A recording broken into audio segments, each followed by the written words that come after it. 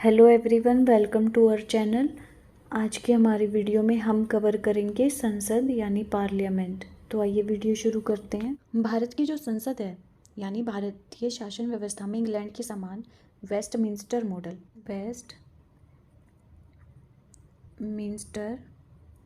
Model को अपनाया गया। आपको इसमें ज़्यादा कंफ्यूज नहीं होना, ये इंग्लैंड की एक जगह का नाम है। ठीक है, जगह का नाम है जहाँ पे इंग्लैंड की जो पार्लियामेंट है वो स्थित है। सिर्फ आपको इसका मतलब समझना है। इसका मतलब क्या है? सरकार का संसदीय स्वरूप। सरकार का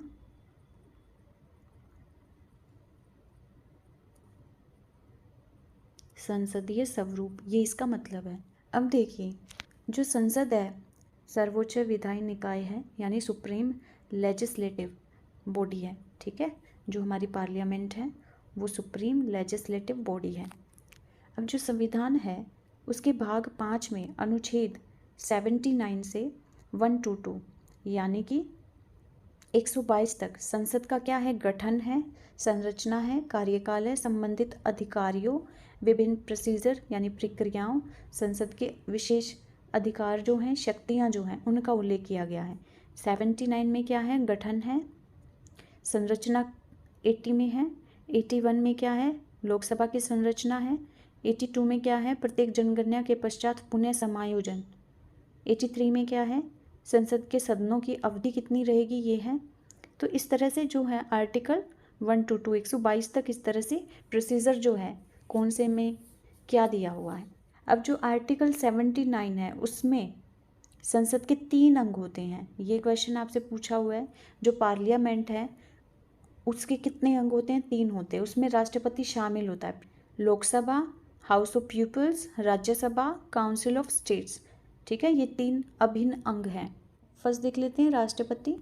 राष्ट्रपति किसी सदन का सदस्य नहीं होता, यानी कि ना तो वो लोकसभा का सदस्य होता है ना ही राज्यसभा का सदस्य होता है, लेकिन फिर भी वो संसद का अंग होता है। ठीक है, वो पार्लियामेंट का अंग है। ये चीज़ आपको ध्यान रखनी है। एग्जाम में क्वेश्चन भी ऐसे ही पूछा जाता है कि राष्ट्रपति संसद का अंग है या नहीं है। वो सिर्फ लोकसभा और राज्यसभा का क्या सदस्य नहीं होता है, लेकिन जो सदन रहती हैं उनके द्वारा पारित किया गया कोई भी विधेयक जो रहता है उस पर राष्ट्रपति के हस्ताक्षर, उसकी स्वीकृति, यानी कि जब तक राष्ट्रपति की सहमति ना हो, उस पर साइन ना कर दे, तब तक वो विधि है जो वो कानून नहीं बन सकती है। जब राष्ट्रपति किसी विधेयक पर साइन करता है और उसे अपनी स्वीकृति देता है तभी वो कानून का रूप लेती है, तभी वो कानून बनता है। ये चीज़ आपको ध्यान रखनी है। अब नवनिर्वाचित लोकसभा के प्रथम स्तर के प्रारंभ में, यानी जो नया निर्वाचित हुआ लोकसभा का प्रथम स्तर, पहला जो सत्र होता है उसके शुरू में, और प्रत्येक वर्ष के प्रथम स्तर में, यानी हर साल का जो पहला स्तर होता है उसके शुरू में संयुक्त रूप से दोनों सदनों को, यानी लोकसभा को भी राज्यसभा को क्या करता है? संबोधित, एड्रेस करता है। ठीक है, ये चीज़ ध्यान रखनी है।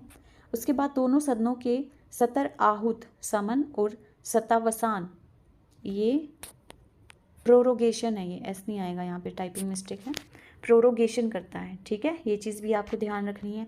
लोकसभा को भंग, डिसोल्व कर सकता है राष्ट्रपति, लोकसभा को भंग कर सकता है, ये क्वेश्चन पूछा हुआ है।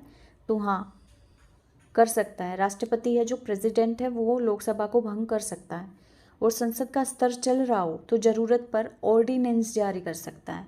ये भी क्वेश्चन आपसे पूछा हुआ था आपके पिछले एग्ज़ाम्स में, जो भी आपके एग्ज़ाम्स हैं, कि संसद का जो स्तर है वो अगर चल रहा हो तो क्या राष्ट्रपति अध्यादेश जारी कर सकता है? अध्यादेश, ऑर्डिनेंस जारी कर सकता है? हाँ, तो बिल्कुल राष्ट्रपति की शक्ति, उसकी पावर्स में आता है कि वो अध्यादेश जारी कर सकता है। ठीक है, आगे है संसद का दूसरा अंग क्या है? राज्यसभा।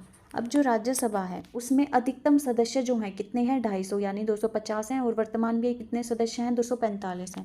अब जो ये 250 सदस्य हैं इनमें से मनोनीत होते हैं, राष्ट्रपति द्वारा मनोनीत होते कितने होते हैं? 12। ठीक है, 12 सदस्य मनोनीत हैं, और 238 जो सदस्य हैं वो निर्वाचित रहेंगे अधिकतम में। और इस निर्वाचित में भी राज्यों से कितने रहेंगे? और यूटी यानी यूनियन टेरिटरी से कितने रहेंगे? तो ये रहेंगे 230 राज्यों से और 8 यूनियन टेरिटरी से, 8 यूटी से। ये भी चीज़ आपको ध्यान रखनी है। अब देखिए वर्तमान में कितना है, ये तो हो गई अधिकतम की बात। अब वर्तमान में देखिए कितना है। वर्तमान में जो मनोनीत है 12 ही रहेंगे, मनोनीत जो सदस्य रहते हैं, लेकिन जो निर्वाचित सदस्य हैं वो कितने हैं, 233 सदस्य हैं। और उसमें से स्टेट में अगर स्टेट की बात करें तो 225 स्टेट से हैं और 8 यूटी से हैं। और यूटी से भी कौन कौन सी से हैं ये मैं आपको बता देती हूँ। दिल्ली से 3, दिल्ली से, उसके बाद पुडुचेरी से, पुडुचेरी से कितना 1, और जम्मू एंड कश्मीर से, जम्मू कश्मीर से कितना 4। तो 8 सदस्य हैं आपके। आई होप अच्छे से समझ आ गया होगा। अधिकतम कितना हो गया, अब इसमें देख लीजिए। अधिकतम 12, निर्वाचित 238। 238 में भी अगर स्टेट की बात करें तो 230 होंगे स्टेट से, और यूनियन टेरिटरी से कितने होंगे, 8 यूनियन टेरिटरी से होंगे। ये चीज़ आपको ध्यान रखनी है।